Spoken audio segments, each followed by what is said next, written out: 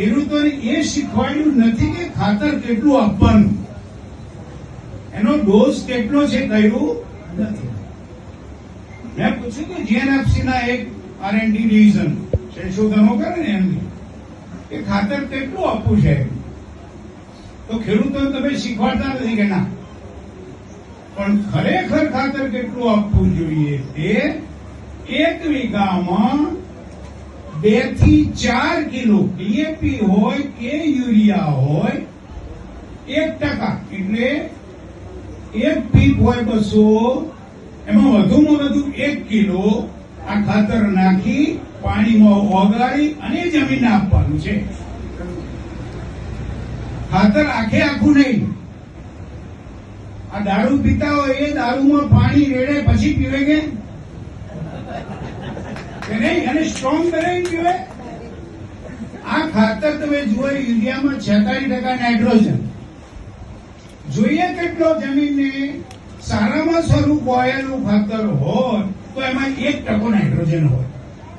યુરિયામાં કેટલો 46%. આ કોરો કે બીજું કઈ 46%. 1% ની જરૂર છે ત્યાં 46%.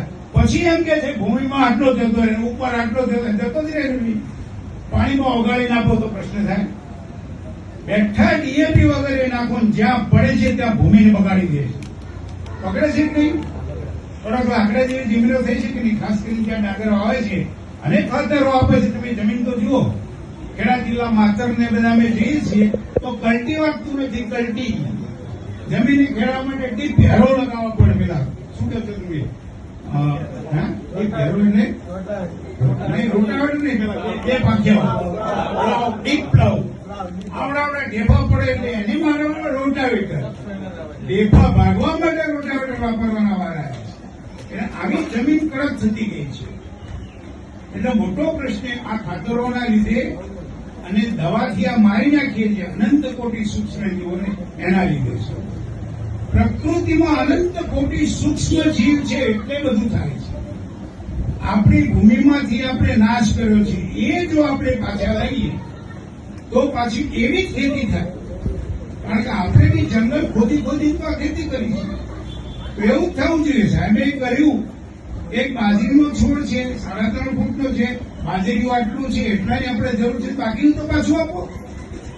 ના, એ ના આપું, પાછું વેચીએ મારું. અને તો હું આવતો 12 વર્ષ પહેલા તો પેલા બાજરીના ઢૂંઢા કંસા ઢૂંઢા કોઈ બીજું એ બાળી નાખે પાછળ. એક તો પાછું આપો, એ ના પાછું આપો.